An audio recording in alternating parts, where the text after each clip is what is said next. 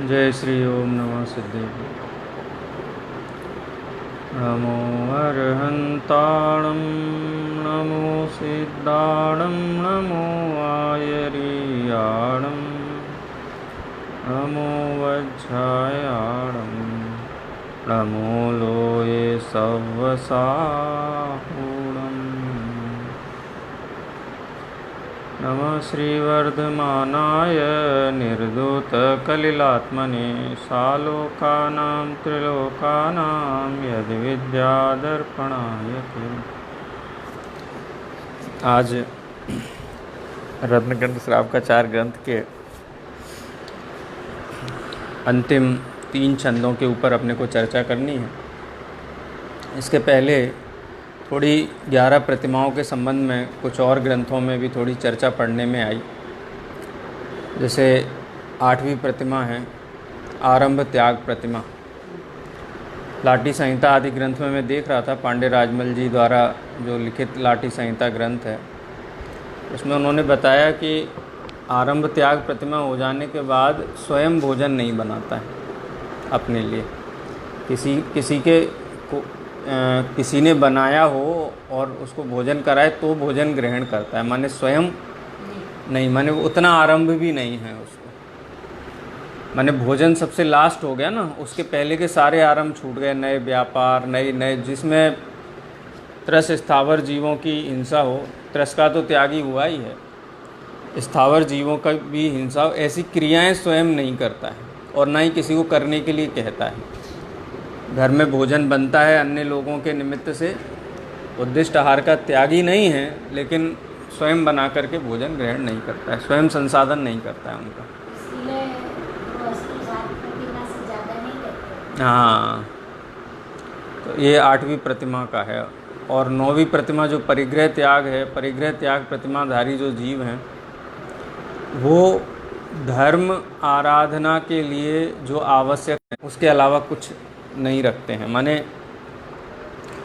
और अनुमति त्याग प्रतिमा जो होती है, तो अनुमति त्याग में भोजनादि भी क्या बने क्या नहीं बने वो उसका भी उनको वहाँ आरंभ माने स्वयं नहीं बनाते हैं, लेकिन पूछे कि क्या रुचता है तो बताने का भाव आए। लेकिन 10वीं प्रतिमा में भोजन संबंधी जो और भी सभी लगा लेना, कोई भी लौकिक कार्य में अनुमति अनुमोदना कारित इनके पूर्णतः त्यागी होते हैं।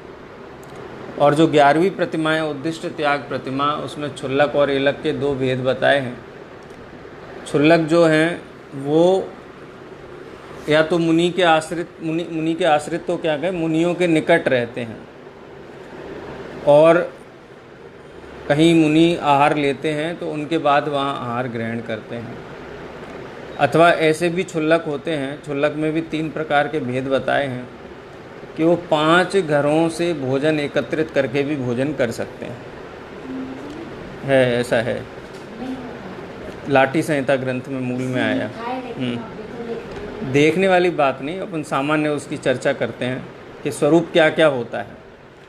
1 घर से, 2 घर से, अधिकतम 5 घरों से। वो क्षुल्लक में होता है, साधुओं को तो नहीं है। नहीं ऐसा नहीं, वो साधु थोड़ी ना क्षुल्लक तो श्रावक है ना, श्रावक श्रोमणी है। उसमें फिर ऐसा भी है, मैं तो लाटी संहिता ग्रंथ के आधार पे चर्चा कर रहा हूँ, कोई अपनी चर्चा तो है नहीं। उसमें क्षुल्लक जो भोजन संग्रह करते हैं उसमें से भोजन नहीं करते स्वयं, वो पहले तो मुनि को आहार देने की भावना भी भाते हैं। उसमें मुनि को आहार देने की भावना भाते हैं और कोई मुनिराज पड़गान पूर्वक उनको आहार आदि दें, कोई श्रावक उनको अष्टद्रव्य आदि उपलब्ध कराए, तो नौदा भक्ति उस प्रकार करते हैं, माने यथा योग्य नौदा भक्ति करते हैं।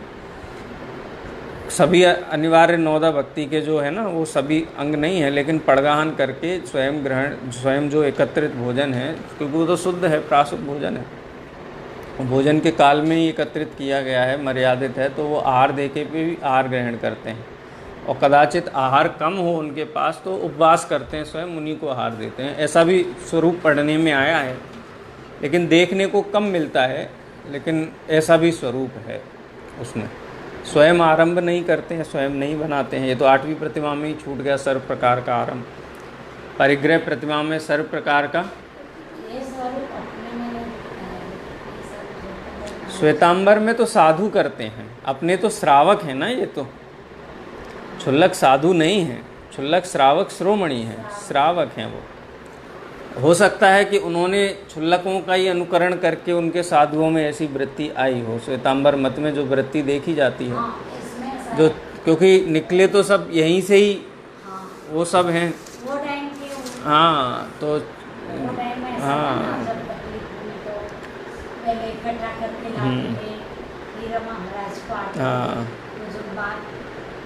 हाँ तो जो भी ये क्रियाएं निकली हैं ये अचानक नहीं हैं, ये यहीं से।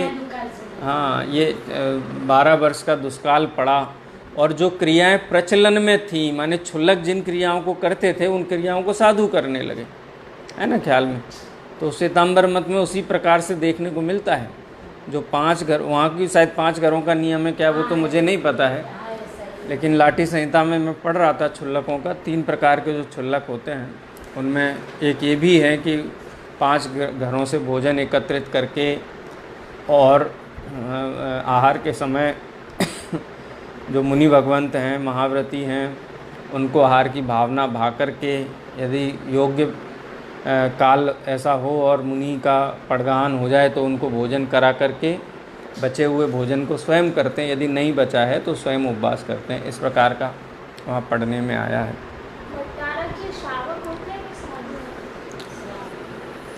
श्रावक क्या ऐसा कोई लिंग नहीं है भट्टारकों का। भट्टारक तो माने तीर्थंकर होता है, भट्ट माने मुनि होता है, भट्टारक माने तीर्थंकर होता है।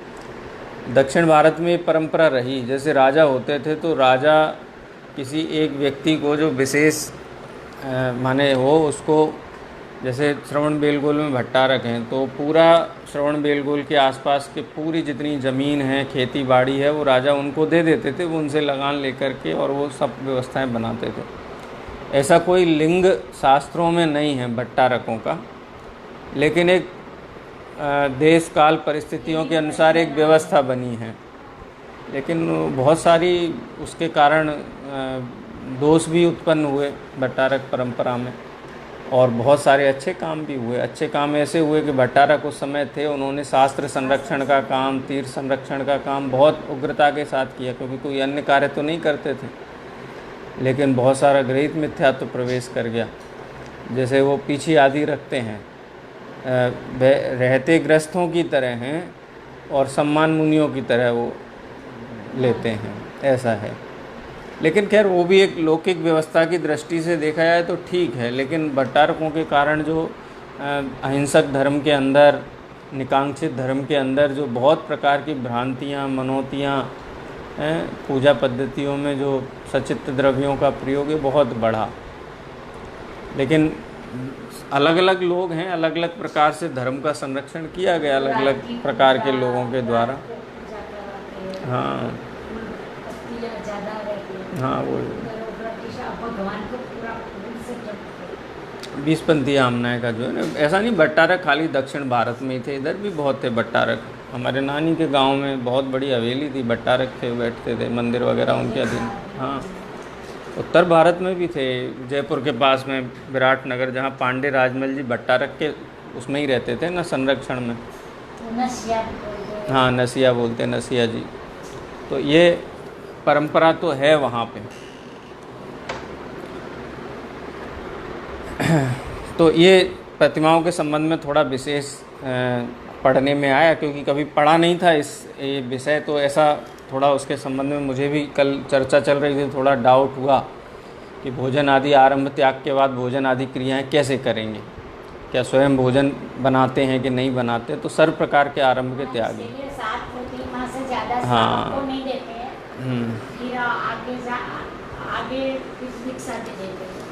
अब कौन किसको देगा, खुद ही लेनी है खुद ही लेनी है प्रतिमाएं। तो प्रतिमाओं का स्वरूप बताया इसलिए लेते होंगे ना श्राव। हाँ 8वीं प्रतिमा भी धारी होते होंगे, 9 प्रतिमाधारी भी होते होंगे। जब प्रतिमाओं का स्वरूप कहा गया है तो प्रतिमाएं लेते होंगे। अच्छा अच्छा, 7वीं प्रतिमा के बाद सीधे क्षुल्लक बन जाते हैं। चार प्रतिमाएं एक साथ ग्रहण कर लेते हैं। खैर अब वो व्यवस्था, हाँ, माने जो स्वरूप बताया है उसमें ये है कि अगर 8 प्रतिमाधारी हैं तो घर में रहते हैं, घर में भोजन बनता है उनके निमित्त से, लेकिन उसमें वो नहीं कहते क्या बनाओ क्या नहीं बनाओ, जैसा भोजन बना है शुद्धि पूर्वक लेकर के अपना धर्म आराधन करते हैं, उसमें भी ज़्यादा रुचि नहीं दिखाते। ये है 8वीं प्रतिमा। 9वीं प्रतिमा में कोई चीज़ उनके नाम से रजिस्ट्री और कुछ भी संपत्ति अपने अधीन नहीं रखते। सर्व संपत्ति का जो स्वामित्व है वो छोड़ दें। स्व स्त्री का भी, माने जैसे मुनि होते हैं ना, संसार के सारे संबंधों को तोड़ करके, ऐसे ही 9वीं प्रतिमाधारी श्रावक भी सर्व प्रकार का स्वामित्व छोड़ देता है। मैं तुम्हारा पिता हूँ, मैं तुम्हारा पति हूँ, मैं स्वामी हूँ, ये किसी प्रकार का स्वामी भाव नहीं रखते किसी भी वस्तु के प्रति, सचेत अचेत चेतन सचेतन, किसी के प्रति स्वामित्व भाव नहीं। धर्म आराधन के लिए अनिवार्य वस्तुओं को ही अपने पास रखते हैं। बस ये है कि घर में रहते हैं, अथवा कोई साधर्मी बुलाए भोजन के लिए तो वहाँ जा कर के भी कर लेते हैं, ठीक है, लेकिन कहते नहीं हैं कि आज हम तुम्हारे यहाँ करेंगे भोजन, हमारे माने उस जाति का कसाय नहीं है। देखो अगर भोजन कहने की कसाय है तो बनाने की भी कसाय होगी, है ना ख्याल में। ये तो सहज वृत्तियाँ हैं धर्मात्मा जीवों की। खैर 148वें छंद की भी अपन ने कल चर्चा की थी कि जगत में सबसे बड़ा यदि कोई शत्रु है जीवों का तो वो पाप है। पाप माने राग द्वेष मोह। पाप का मतलब यही है ना, पाप और क्या है, हमारा तो परिणामों से ही देखना चाहिए। और सबसे बड़ा कोई बंधु है, हितकारी है, हितेशु है तो वो धर्म है। दो टूक बात आचार्य समंत भद्रदेव कहते हैं और ये सत्य है। कौन किसके लिए शरण है, मणिमंत्र तंत्र बहु होई, मरते न बचावे कोई, सुतदारा होए न सीरी, सब स्वार्थ के हैं भीरी। माने जगत में वास्तविक यदि कोई बंधु है तो धर्म है। इसीलिए दीक्षा के समय जब परिवार के निकट आते हैं तो यही कहते हैं ना कि भाई दीक्षा की अनुमति के लिए, कि हम तो अपने अनादि बंधु के पास जा रहे हैं, जो अनादि काल से जिसने साथ नहीं छोड़ा है, ज्ञान दर्शन स्वभावी आत्मा। और ये देह के जो बंधु हैं वो तो बंधु हैं ही नहीं, वो तो अनुपचरित हैं, असद्भुत व्यवहार नय का विषय हैं, स्थूल, बहुत स्थूल बुद्धि से वो बंधु कहे जाते हैं। तो आचार्य समंत भद्रदेव यही बात यहाँ कहते हैं कि ऐसा निश्चय करके, ऐसा जान करके, श्रद्धान करके, समयम यदि जानीते, वो अपने आगम से आत्मा को जानते हैं या आगम को जानते थे। वो समयम यदि जानीते, अब समय शब्द इतना व्यापक है जैन दर्शन में, समय शब्द का बहुत प्रयोग हुआ है, व्यापक। कोई भी ग्रंथ में आप देखो, हाँ, समय का मतलब आगम भी है, यहाँ आगम अर्थ किया है जो भी अनुवादकार हैं उन्होंने। लेकिन आगम से भी क्या जानना है आगम जानने का मतलब शब्द जानना है क्या? आगम जानने का मतलब क्षयोपसम बढ़ाना है क्या? आचार्य कुंद देव की जो समयसार की 15वीं गाथा है ना, अपदेश सुत्त मध्यम, जो अपदेश का मतलब वहाँ उपदेश है, देश धातु है, उपसर्ग है, घय प्रत्यय बन के अपदेश, अपदिश्यते कहते हैं, उपदेश देते। तो तीर्थंकरों के द्वारा दिया गया जो उपदेश है, सूत्र रूप उपदेश है, उसमें अपदेश सुत्त मध्यम, उपदेश सूत्रों में बताया गया जो सारभूत आत्मा है, जो उसको जानता है, वो संपूर्ण जिनागम को जानता है। यह है ना 15वीं नंबर की गाथा है जो समयसार की। तो वही अर्थ है यहाँ पे कि समयम यदि जानीते, जितने भी मोहराग द्वेष भाव हैं वो शत्रु हैं, करने योग्य नहीं हैं। वस्तु का स्वभाव है वो धर्म है, उससे बड़ा कोई बंधु नहीं है, आत्म स्वभाव से बड़ा कोई बंधु नहीं है, ज्ञान से बड़ा कोई बंधु नहीं है। और ऐसे धर्म का स्वरूप कहाँ जानने को मिलता है? समयम, आगम में जानने को मिलता है। तो समयम यदि जानीते, यदि उस समय को जानता है, माने आगम को जानता है। आगम को जानने का मतलब क्या हो गया? अपनी आत्मा को जानता है, अथवा वस्तु के यथार्थ स्वरूप को जानता है। इसको अपन कहो कि आत्मा का स्वरूप जानता है, 6 द्रव्य 7 तत्वों का स्वरूप जानता है, तीनों लोकों का स्वरूप जानता है, ऐसा भी कह सकते हैं। प्रसाद सिद्धि उपाय ग्रंथ में तो आया लोकत्रयेक नेत्रम, जिनवाणी को कहा तीनों लोकों का नेत्र है, तीनों लोकों का सच्चा स्वरूप जानना है तो आगम पढ़ लो, यथार्थ स्वरूप ख्याल में आ जाएगा। समयम यदि जानीते, यदि समय को जानता है, श्रेयो ज्ञाता ध्रुवम भवति, ध्रुवम माने निश्चय, निश्चित रूप से 100% गारंटेड, श्रेष्ठ, श्रेयो, श्रेय माने मोक्ष, श्रेयस बोलते हैं ना, श्रेय, श्रेय मार्ग, मोक्ष, मोक्ष का मार्ग। एक प्रेय मार्ग होता है और एक श्रेय मार्ग होता है। प्रेय मार्ग माने होता है संसार का मार्ग। अष्टपाहुड़ ग्रंथ, कसाय पाहुड़ ग्रंथ है ना, उसका नाम है पेज दोष पाहुड़।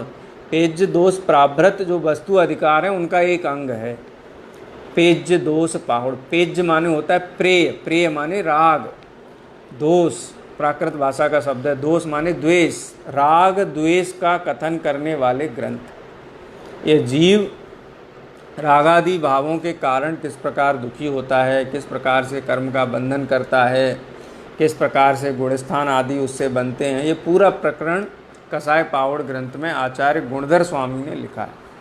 कसाय पाहुड़ ग्रंथ और सठखंडागम ग्रंथ, इन दोनों ग्रंथों को मूल सूत्र माना, सिद्धांत ग्रंथ माना गया।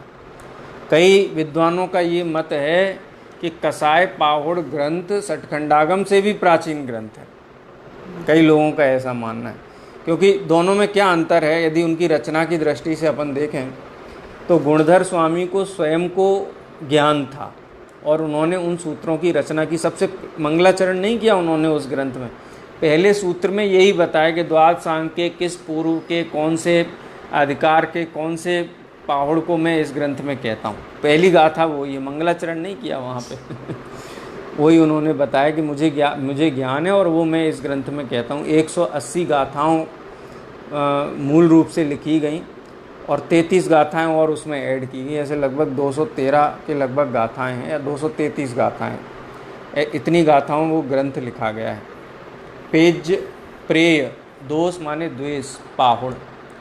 तो और धरसेन स्वामी को ज्ञान था, लेकिन उन्होंने स्वयं ग्रंथ की रचना न करके, क्योंकि उनकी आयु अधिक होने के कारण उन्होंने 2 मुनियों को, पुष्पदंत और भूतवली को, पुष्पदंत भूतवली की भी कथा पढ़ो तो पुष्पदंत राजा थे और जो भूतवली थे वो उन्हीं के नगर में एक श्रेष्ठी थे, तो वो दीक्षित हो गए दोनों लोग। तो माने लौकिक जीवन से ही वो मतलब परिचित थे एक दूसरे से, ऐसा आता है शास्त्रों में कहानी। लेकिन धरसेन स्वामी ने उनको सूत्र का ज्ञान दिया, फिर उन्होंने अपनी बुद्धि और उपदेश के अनुसार उसकी रचना की। ये दोनों में अंतर है। तो इसलिए कसाय पाहुड़ ग्रंथ को भी उतना ही महान माना गया है जितना सठखंडागम ग्रंथ को। सठखंडागम में विस्तार बहुत है, 6 खंडों में लिखा गया। ये एक पेजदोष पाहुड़ नाम का एक पाहुड़ है, उसके ऊपर जो टीका है उसको जय धवल बोलते हैं। जैसे सठखंडागम का जीवट ठाण, क्षुद्रक बंध, या क्षुल्लक बंध भी बोलते हैं, क्षुद्रक बंध है, बंध स्वामित्व विचय। उसके बाद वेदना खंड है और वर्गणा खंड है। 5 खंडों के ऊपर जो टीका लिखी गई है आचार्य वीरसेन स्वामी के द्वारा, उसको धवल बोलते हैं, धवला। कसाय पाहुड़ के ऊपर जो टीका लिखी गई है, चूर्णी सूत्र लिखे गए यति वृषभ आचार्य के द्वारा, उसको जय धवल बोलते हैं। हाँ, उसको जय धवल बोलते हैं। और जो महाबंधो नाम का, जिसमें प्रकृति, प्रदेश, स्थिति और अनुवाग 4 बंधों की बहुत विस्तार से चर्चा है, जिसको हम महाबंधो खंड बोलते हैं, 6वां खंड, उसके ऊपर महाधवल करके टीका लिखी गई। ऐसे तीनों ग्रंथ, ये 3 टीका हैं। 16 भाग धवला के हैं, 16 भाग जय धवला के लिए, माने बहुत विस्तार है, पूरा एक ग्रंथों का संग्रह है। पंडित, उसकी भी बहुत रोचक कहानी है, किस प्रकार से वो प्रकाश में आए। ग्रंथ तो थे, लेकिन उनके प्रकाशन की कथा भी कम चमत्कारिक नहीं है। हाँ। दिया ही नहीं है। हम्म। सूरजवंशी ने भेजा था तो लेकिन वो सारा श्रम देखो, आचार्यों के द्वारा ग्रंथ लिखे गए और बहुत मुश्किल से वो प्रकाश में आए, लेकिन फिर भी कितने लोग उनको पढ़ते हैं। ग्रंथ नहीं पढ़े जाते, सबसे बड़ा दोष है। ग्रंथ उपलब्ध होते हुए भी उनका अध्ययन नहीं होना, ये बहुत बड़ा दोष है श्रावकों का। अब उसमें भी सेंसर करते हैं कि ये ग्रंथ श्रावकों को नहीं पढ़ने चाहिए, ये ग्रंथ, कोई भी ग्रंथ कोई को नहीं पढ़ना चाहिए, ये बात बुद्धि से हजम ही नहीं होती। शास्त्र में आचार्यों ने तो लिखी नहीं है ना। कोई बात ना, तो कोई प्रथमान योग के शास्त्रों में ऐसा आचार्य, वो तो पूरा प्रैक्टिकल है ना, वहाँ पे लिखा हो कि किसी ने पढ़े हों नहीं पढ़े हों, या किसी ने निषेध किया हो, चरणान योग के ग्रंथों में निषेध किया गया हो, या करणान योग के ग्रंथ में यदि ऐसा होता तो आचार्य स्वयं लिख देते, आचार्य कुंद कुंद स्वयं लिख देते। और फिर कथाएं चलती हैं, कथाएं लोग कहते हैं कि नेमिचंद सिद्धांत चक्रवर्ती स्वयं ग्रंथों का स्वाध्याय कर रहे थे, उस समय चामुंड राय आकर के बैठ गए तो उन्होंने बंद कर दिया शास्त्र, बोले तुम्हारे पढ़ने लायक नहीं। ऐसी कथाएं भी सुनने को मिलती हैं, कितनी कल्पित और सत्य हैं पता नहीं। तो बोले तो लिखता था, हाँ, तो नहीं पढ़े तो कैसे लिखा होगा। तो ऐसा कहते हैं कि चामुंड राय के लिए फिर नेमी चंद्राचार्य ने वो ग्रंथ नहीं लिख करके उनकी बुद्धि के अनुसार ये पंच संग्रह लिखा, जिसमें गोमट सार जीव कांड, गोमट सार कर्म कांड, छपड़ा सार, लब्धि सार, त्रिलोक सार, ऐसे 5 ग्रंथों की रचना चामुंड राय के लिए की। और ऐसा कहते हैं कि जो विद्वानों ने इन ग्रंथों को पढ़ा है उनका समाधि मरण नहीं होता है, उनका मरण बिगड़ जाता है। बहुत मुसलमानों जैसा चलता है, लेकिन जिन शासन में ऐसा नहीं है। प्रत्येक जीव वस्तु के यथार्थ स्वरूप को जाने, जो स्वरूप वो जान सकता है उसके ज्ञान की सामर्थ्य के अनुसार अभ्यास कर सकता है, करने की छूट है। ये श्रावकों को नहीं पढ़ना चाहिए, ये इनको नहीं पढ़ना चाहिए, बात बहुत कहना ही अपराध जैसा लगता है। सर्वज्ञ की वाणी को सेंसर करने जैसा लगता है। सर्वज्ञ की वाणी को सेंसर करना, वंचित करना लोगों को, ये बात बुद्धि से उतरती नहीं है। यदि ऐसी कोई मर्यादाएं होती तो ग्रंथकर्ता आचार्य स्वयं इन मर्यादाओं का उल्लेख करते, यदि होती तो। क्योंकि कोई साधारण बात नहीं है शास्त्रों का लिखा जाना, ये तो सार्वजनिक, सबके सार्वभौमिक, सभी के कल्याण के लिए लिखे गए शास्त्र हैं। अब इनको ये नहीं पढ़ना, उनको वो नहीं पढ़ना, ये बात कम से कम शास्त्र पढ़ने के बाद ये निष्कर्ष निकलता है कि ऐसी बात जिन शास्त्रों के संबंध में अनुचित है। कहते हैं कि पढ़ेगा तो स्वच्छंद हो जाएगा, वैसे तो पता नहीं कितना बड़ा धर्मात्मा है।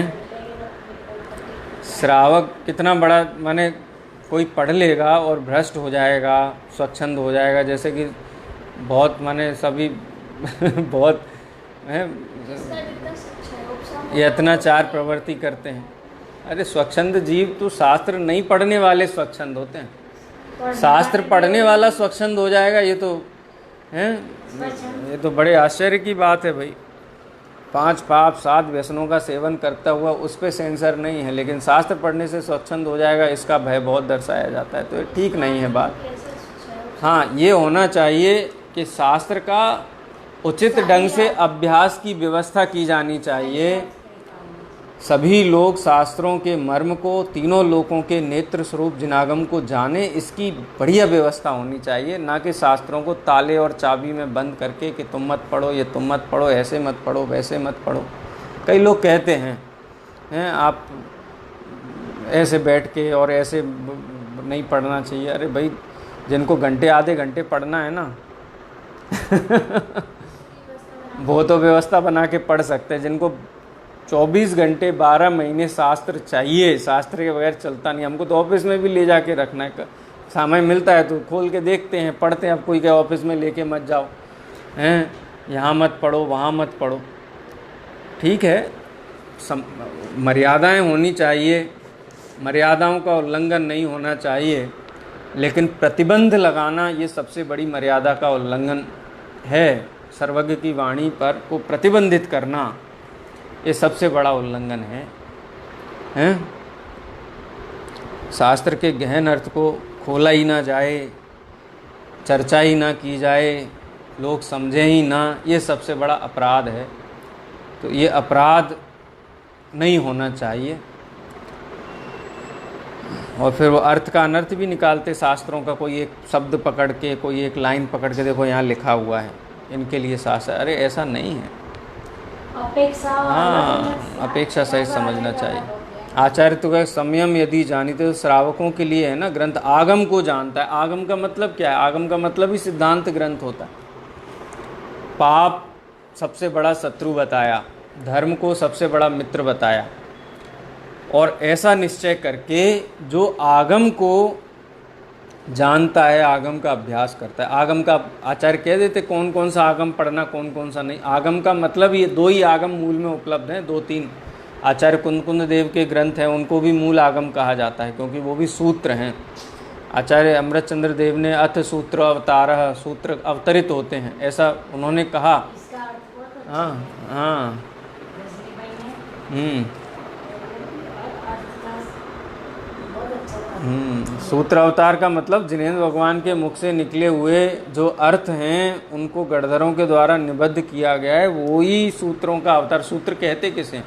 सर्वज्ञ की वाणी को सूत्र कहा जाता है। तो गणधर तो रचना करते हैं, शब्द रूप रचना करते हैं, अर्थ तो सर्वज्ञ का ही है। तो जो मूल ग्रंथ हैं उनको आगम कहा जाता है। आगम को जानता है वह निश्चित रूप से मोक्ष के मार्ग को जानता है, वो अपने कल्याण के मार्ग को जानता है। जो आगम को नहीं जानता ना, वो क्या कर रहा है सवेरे से शाम तक, के तो सर्वज्ञ भगवान भी नहीं बता के, उनके ज्ञान में तो खैर झलकता ही है। मन मर्जी का जो आया सो करना, जो जैसा समझ में आया वैसा करना। आगम से विमुख जीव कहना चाहिए कि उसकी कोई भी क्रिया, कोई भी वचन, कोई भी विचार शुद्ध नहीं हो सकता है। आगम से विमुख जीव का कोई भी शब्द, कोई भी क्रिया, कोई भी विचार शुद्ध नहीं हो सकता। ये सर्वज्ञ भगवान की वाणी का ये कहना चाहिए कि वो है जो आगम को, आचार्य कहते हैं आगम को जानता है वो मोक्ष को जानता है। मोक्ष माने सुख के मार्ग को जानता है, धर्म के मार्ग को जानता है। जो आगम को नहीं जानता है वो रिक्त है धर्म से, हैं। थोड़ा दान दे दिया, हैं, थोड़ी पूजा कर ली, थोड़ी भक्ति कर ली, थोड़े पैर दबा लिए किसी के, और आगम का अभ्यास ही नहीं है, तो वो मोक्ष मार्ग को नहीं जानता है।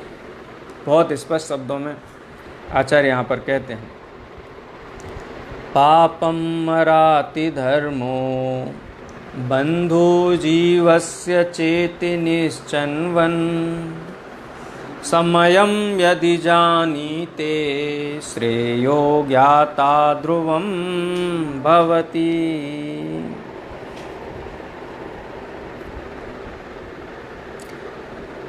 अब इसका जो उपसंहार है, उपसंहार करते हैं आचार्य,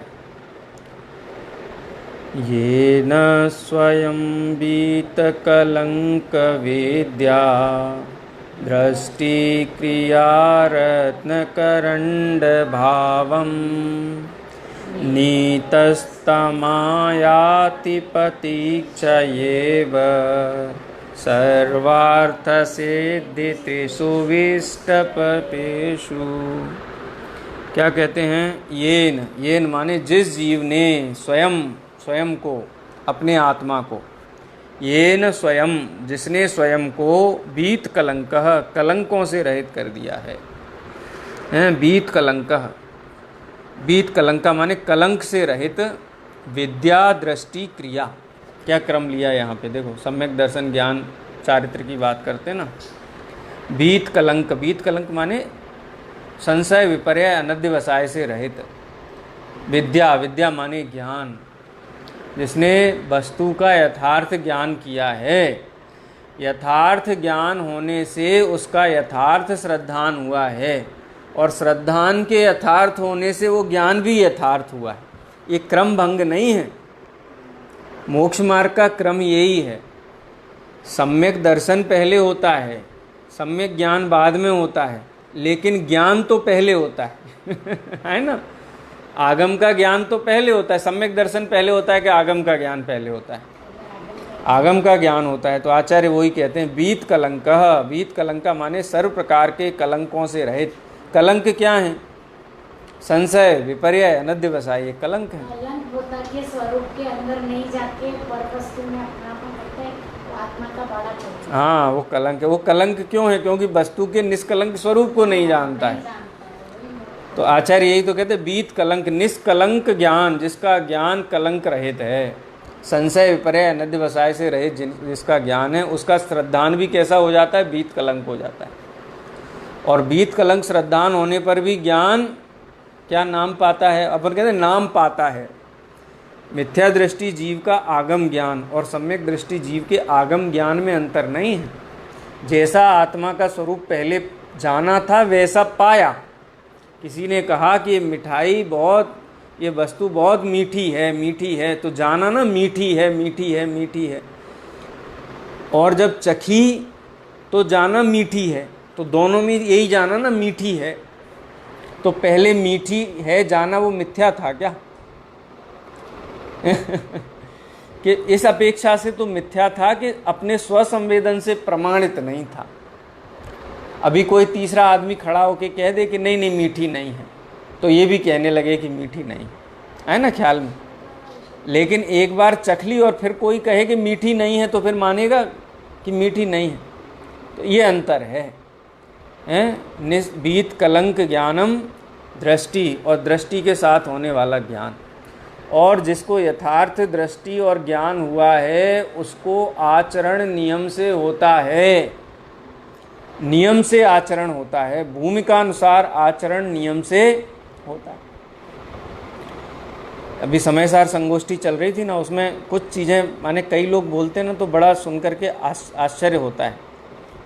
ज्ञान तो बहुत किया है, शास्त्र तो बहुत पढ़ा है, लेकिन जीवन में कुछ परिवर्तन होना चाहिए।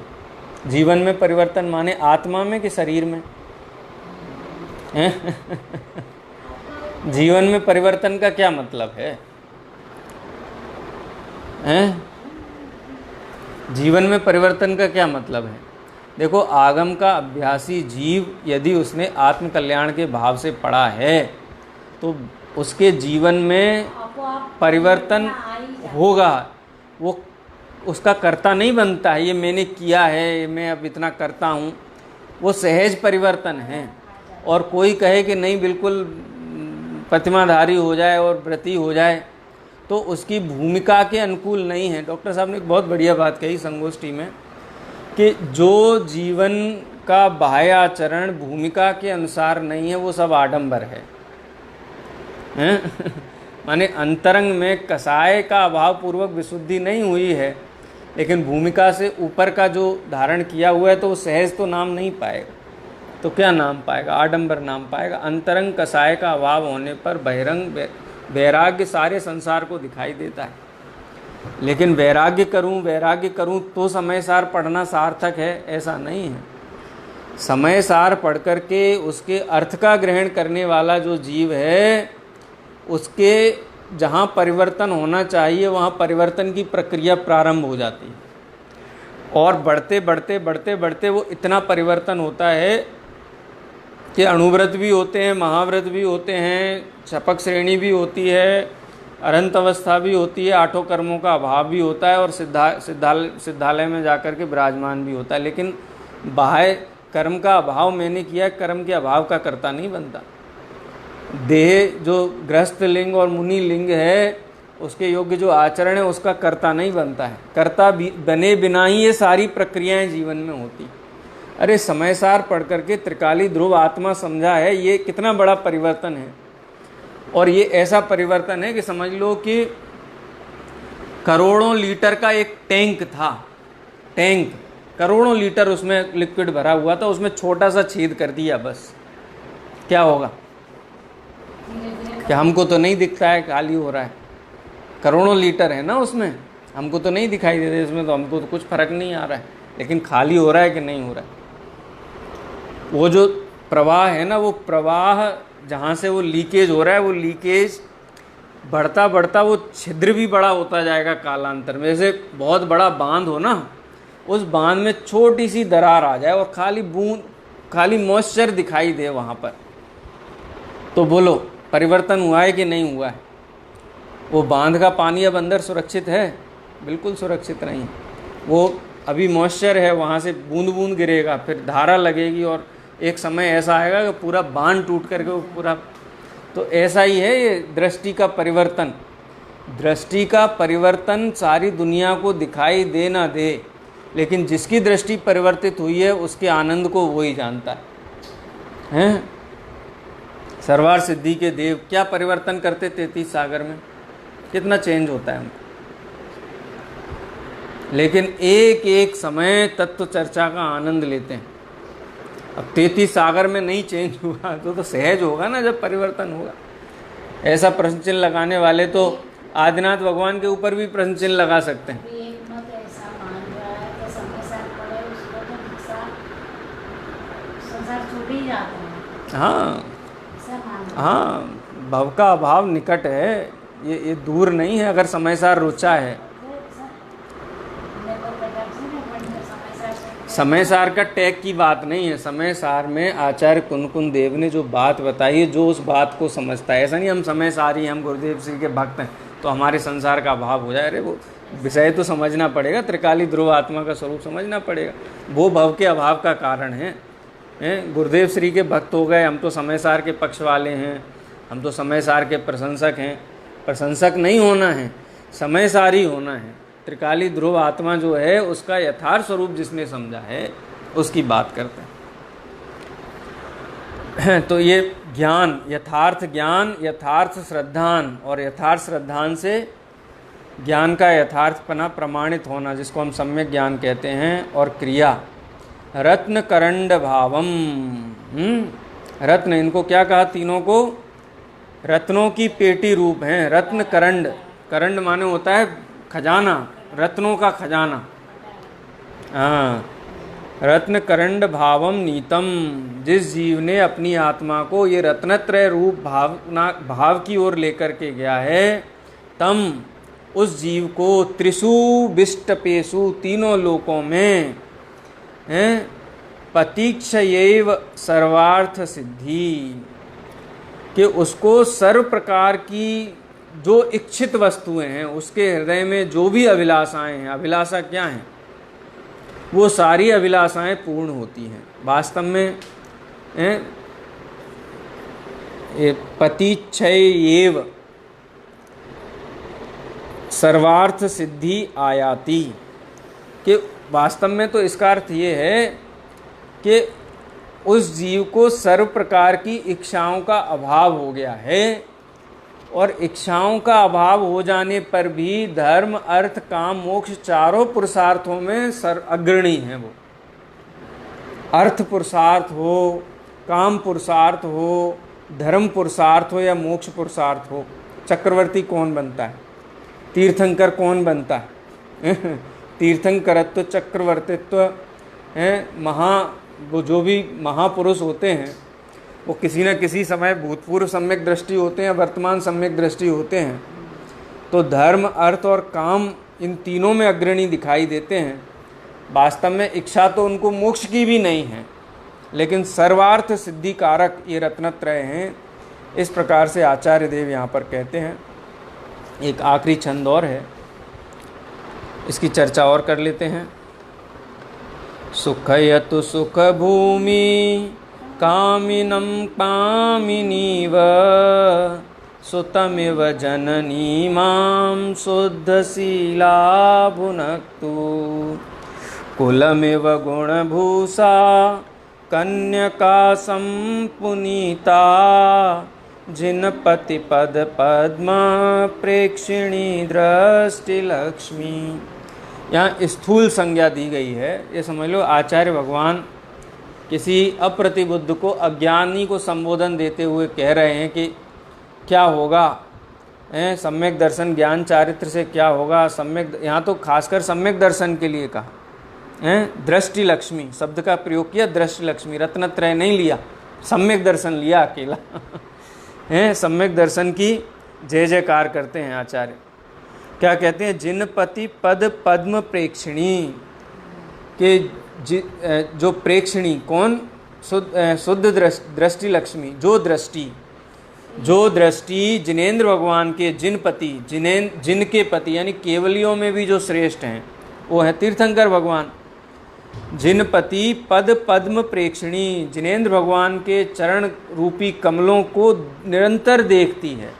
ज्ञानी जीवों को तीर्थंकर जिनेंद्र भगवंतों का, केवली भगवंतों का निरंतर ध्यान होता है, अखंड ध्यान होता है। निरंतर जो दृष्टि तीर्थंकर भगवंतों के, जिनेंद्र भगवंतों के चरण रूपी कमलों को देखती रहती है।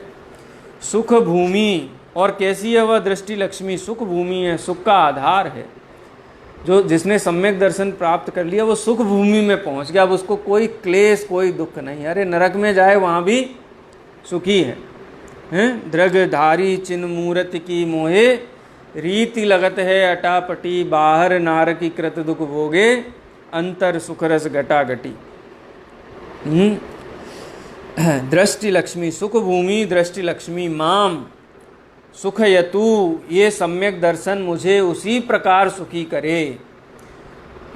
सुखयतु इव अब यहाँ पे उपमा देते हैं। सुख भूमि कामिनम कामिनीम, कि जैसे कोई संसारी पुरुष है, कोई विषय भोगों का इच्छुक पुरुष है, जिस प्रकार से कोई निर्दोष क्या कहना, सुख भूमि कामिनी कामिनी में, जैसे कोई कामी पुरुष है उसको कोई कामिनी जैसे संतुष्ट करती है, वैसे मोक्षार्थी जीव को ये सम्यक दृष्टि रूपी जो लक्ष्मी हैं ये उसको सुखी करती है। ये कहने स्थूल उपमा के द्वारा सूक्ष्म विषय को समझाया गया है। और वो सम्यक दर्शन होने पे क्या होता है? शुद्ध शीला, वह सम्यक दर्शन शुद्ध शील सहित, व्रत और शील सहित। शुद्ध शीला माने जो व्रत है ना, 12 व्रतों की जो चर्चा की है उसके लिए आचार्य ने शब्द का प्रयोग किया है शुद्ध शीला। निर्दोष शील माने अणुव्रत और महाव्रत, अणुव्रत, गुणव्रत और शिक्षा व्रत, ये 12 व्रतों की बात है। शुद्ध शीला माम, ऐसे ही सम्यक दर्शन इन 12 व्रतों के साथ, अथवा शुद्ध शील माने व्रतों के साथ, सामान्य चर्चा है क्योंकि आचार्य देव अपने लिए कह रहे हैं और श्रावकों के लिए अपने लिए समझना है। तो मुनियों की अपेक्षा से शुद्ध शीला का मतलब है महाव्रत रूप, 3 कसाय चौकड़ी के अभाव रूप जो शील हैं, व्रत हैं, और श्रावकों के लिए जो गुण व्रत, शिक्षा व्रत और अणुव्रत रूप जो शील हैं। माम भुनक्तु, मुझे उसी प्रकार से मेरी रक्षा करें, मुझे प्रसन्न करें जिस तरह शुद्ध शीला जननी सुतम, निर्दोष शील पातिव्रत्य धर्म का पालन करने वाली माता पुत्र की रक्षा करती है। दो उपमाएं दी हैं। एक तो उपमा दी सम्यक दर्शन के लिए और एक दी व्रतों के लिए। व्रतों की तुलना किससे की है? माता से। जैसे माता अपने पुत्र की रक्षा करती है, ऐसे ही जो शील हैं, व्रत हैं, ये सम्यक दर्शन की रक्षा करते, मेरी रक्षा करते। गुण भूषा, और कैसा? मूल गुण रूपी अलंकार से युक्त होती हुई, माने शुद्ध शीला वहाँ गुणव्रत और शिक्षा व्रत हैं, वो माता की तरह मेरे जो गुण भूषा माने जो अणुव्रत हैं उनकी रक्षा करती हुई मुझे संपुनीतात उसी प्रकार से पवित्र करे जैसे गुणभूषा कन्या कुलम, जैसे गुण से विभूषित कन्या किसी कुल को विभूषित करती है। तो इस प्रकार से 3 उपमाएं देकर के 3 चीज़ें समझाई आचार्य ने। एक सम्यक दर्शन की उपमा दी, एक गुणव्रत और शिक्षा व्रतों की उपमा दी, और एक जो गुणभूषा माने जो अणुव्रत और महाव्रत है उनकी उपमा दी। सम्यक दर्शन की तुलना सुंदर स्त्री के साथ की गई, गुणव्रत और शिक्षा व्रतों की तुलना माता से की गई। जैसे माता रक्षा करती है वैसे ही गुणव्रत और शिक्षा व्रत मूल व्रतों की, मूल गुणों की रक्षा करते हैं, मूल व्रतों की रक्षा करते हैं। और मूल व्रतों की तुलना किससे की गई कि जैसे कोई कुलवंती कन्या नहीं, गुणों से विभूषित कन्या अपने कुल का मान बढ़ाती है, वैसे ही ये जो मूल गुण हैं ये जीव का मान बढ़ाते हैं। है ना ख्याल? मान कैसे बढ़ाते हैं? अणुव्रती महाव्रती जीवों की जगत में पूजा होती है, वो पूज्य होते हैं, उनकी प्रशंसा की जाती है। इस प्रकार से 3 तुलनाएं करते हुए सम्यक दर्शन और व्रतों के संबंध में आचार्य देव ने बहुत सुंदर यहाँ पर चर्चा रखी। 150 छंदों में आचार्य समंत भद्रदेव ने सूत्र रूप में बहुत विशाल विषय को 150 सूत्रों में संक्षिप्त कर दिया। सम्यक दर्शन अधिकार के माध्यम से 44 छंदों में, सम्यक ज्ञान अधिकार में 5 या 6 छंदों में, उसके बाद चारित्र सम्यक चारित्र अधिकार तीसरा अधिकार था, तीसरा अध्याय था। चौथा अणुव्रत अधिकार, 5वां गुणव्रत अधिकार, 6वां शिक्षाव्रत अधिकार, 7वां संलेखना अधिकार, 8वां प्रतिमा अधिकार। इस प्रकार से 8 अध्यायों में बहुत सुंदर चर्चा देश व्रतों की, सम्यक दर्शन और सम्यक ज्ञान की गई है। ये अपना जो स्वाध्याय चला है रत्नकंड श्रावकाचार्य ग्रंथ का, बहुत सारी अपने चर्चाएं की इस दौरान। लगभग 73 घंटे 73 दिन हम लोगों ने चर्चा की है इस ग्रंथ की। इसमें जो आगमानुकूल जो विषय आए हैं उनको आगम से ही प्रमाणित करना चाहिए, उदाहरण दृष्टांत के रूप में अथवा अर्थ के रूप में। यदि कोई बात अन्यथा आई है तो ये प्रवचन के रेफरेंस से उसको प्रमाणित नहीं करना, उसको आगम से प्रमाणित करना। यदि आगम उस बात का समर्थन करता है तो उस बात को प्रमाणित करना। वैसे तो पूरी सावधानी अनेक ग्रंथों का संदर्भ देखते हुए सारी चर्चाएं की गई हैं और समय सार की जो दृष्टि है उसकी प्रधानता के साथ में पूरे इस ग्रंथ की चर्चा की गई है, क्योंकि जहाँ आत्मा की मुख्यता ना हो ऐसी चर्चा में आनंद नहीं आता है। चाहे करणानियोग हो चाहे चरणानियोग हो। कहते हैं ना, किसी के यहाँ शादी में जाओ और कोई आपको पूछे नहीं तो कैसा लगता है, अच्छा नहीं लगता ना। ऐसे ही जहाँ अपने चैतन्य स्वभाव की चर्चा नहीं हो वहाँ धर्म प्रेमी जीवों को अच्छा नहीं लगता है। बहुत कार्यक्रम होते हैं, बहुत कहीं विधान पंच कल्याणक इस प्रकार का, जहाँ पे स्वाध्याय आत्मा की चर्चा नहीं होती वहाँ रस ही नहीं आता है, लगता ही नहीं कोई धार्मिक कार्यक्रम है। क्रियाकांड हो गया, बोलियाँ लग गई, खाना हो गया। धार्मिक कार्यक्रम जैसा आनंद तब आता है। गुरुदेव श्री ने परंपरा हमको इस परंपरा को दोहराया है, समझ लो ये परंपरा रही होगी। पंडित टोडरमल जी आदि के समय भी ये परंपरा थी कि इंद्रध्वज मंडल विधान की जो सुंदर आयोजन हुआ था। कहने का तात्पर्य ये है, कोई भी ग्रंथ हो, कोई भी अनुयोग हो, जहाँ उसका केंद्रभूत आत्मा नहीं है वो चर्चा सारी निस्सार है। चारों ही आगम आत्मा को समझाने के लिए हैं, इसलिए चारों ही अनुयोगों से आत्मा को समझ करके श्रद्धान ज्ञान और चारित्र पूर्वक सुखी होने का उद्यम करना चाहिए। अब अगला जो ग्रंथ अपना चलेगा स्वाध्याय में देखते हैं, कल से प्रारंभ करेंगे। मन तो बहुत हैं, शास्त्र ख्याल में भी बहुत हैं, देखते हैं कल करेंगे। अभी और एक दिन है कल, जिसमें आनंद आए चर्चा में। हाँ, आगम के कुछ नए पहलुओं से, नई चर्चा से परिचय हो, उस भावना से अपन नया ग्रंथ प्रारंभ करेंगे कल से। आज यहीं विराम लेते हैं। निज निधि निज में बताई यह अनंत उपकार है, इसके लिए जिन वाणी माँ को वंदना सत बार है, वंदना सत बार।